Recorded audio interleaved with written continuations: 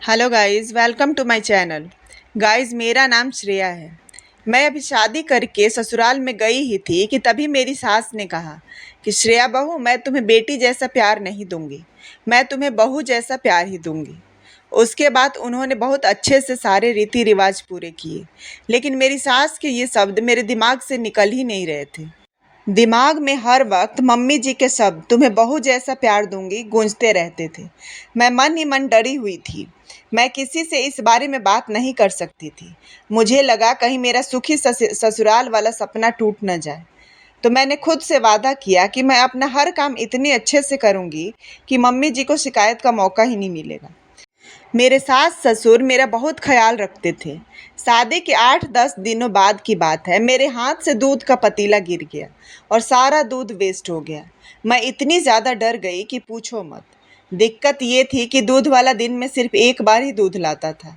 Packet के दूध में मिलावट होने से वो घर में नहीं लाते थे। सभी लोग चाय का इंतजार कर रहे थे। पतीला गिरने की आवाज़ सुनकर मम्मी जी किचन में आई। मम्मी जी को सामने देखकर मैं डर के मारे कांपने लगी। मम्मी जी ने गिरे हुए दूध की तरफ और मेरी तरफ देखा और मैं बम फटने का इंतजार करने लगी। बस अब फटा बम, अब फटा। लेकिन ये क्या, मम्मी जी मेरे पास आई और बोली, कोई बात नहीं है श्रेया, तुम इतना डर क्यों रही हो?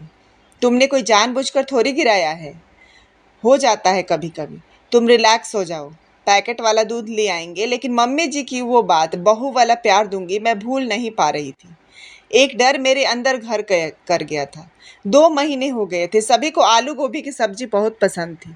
संडे के दिन मैंने आलू गोभी की सब्जी बनाई थी। सब लोग खाना खाने बैठे थे, तो जैसे ही इन्होंने पहला कौर मुंह में लिया तो मुंह बनाया और मेरे पति बोले कि आज सब्जी में नमक डाला है या नमक में सब्जी डाली है। मैं तो फिर से सुन पड़ गई, हे भगवान, अब क्या करूं? मम्मी जी जरूर अपना बहू वाला प्यार दिखाएंगी। कहेंगी कि तुम्हारी माँ ने तो कहा था कि मेरी बेटी को सब आता है, फिर ये क्या है, काम नहीं आता था तो शादी क्यों की? मैं ये सब सोच ही रही थी कि इतने में मम्मी जी ने मुझे पकड़ कर हिलाया और बोली, श्रेया, क्या सोच रही हो? क्या हुआ? तुम कांप क्यों रही हो? रो क्यों रही हो? मैंने रोते हुए कहा, वो सब्जी, मम्मी जी सॉरी, पता नहीं कैसे नमक डबल हो गया। अब सब लोग खाना कैसे खाएंगे? सास बोली, तो क्या हुआ बेटा, चटनी और अचार है ना, खा लेंगे, तो घबरा मत। आगे से ध्यान रखना बस। दोपहर में जब मैं और मम्मी जी अकेले थे तब वो मेरे पास आई और कहा, शादी हुई है तभी से देख रही हूँ कि तुम खुश नहीं लग रही हो। ऐसा लगता है कि किसी डर में हो। क्या बात है, बोलो बेटा। तुम मुझसे अपने मन की हर बात कर सकती हो। उनके इतने प्यार से बोलने पर मैं अपने आप को रोक नहीं पाई और रोने लगी। उन्होंने मुझे अपनी बाहों में भर लिया। अब बता, क्या बात है?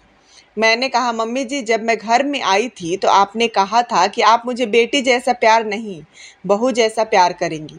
सास बोली, हाँ कहा था, तो क्या? मैंने कहा, बहू जैसा भी कोई प्यार होता है क्या? बहू की छोटी से छोटी गलती पर भी उसे इतना सुनाया जाता है कि मानो उससे बहुत बड़ा गुनाह हो गया हो। इसलिए मुझे लगा कि आप मेरी छोटी से छोटी गलती पर मुझे ताने देंगी, इनको मेरे खिलाफ भड़काएंगी। इसी सोच के चलते मैं हर वक्त डरती रहती हूँ। मुझसे कोई गलती नहीं होनी चाहिए। लेकिन मेरी एक बात समझ में नहीं आई कि ऐसा कहने पर भी आपने मुझे कभी डांटा नहीं। फिर आपने ऐसा क्यों कहा था कि आप बहू जैसा प्यार करेंगी? सास बोली, अरे पगली, मुझे नहीं पता था कि तू मेरी इतनी सी बात को इतना दिल पर लगा लेगी। एक बात बता, क्या कभी तूने किसी माँ को अपने बेटी से यह कहते सुना है कि वो उसे बहू जैसा प्यार करेगी? नहीं ना।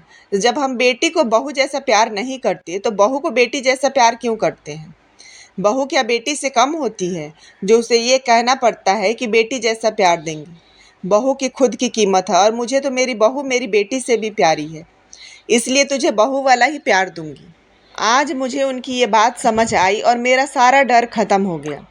गाइज, अगर आपको मेरी ये कहानी अच्छी लगी हो तो प्लीज़ इसे लाइक और शेयर करें, कमेंट करें और चैनल को सब्सक्राइब करें। Thanks for watching.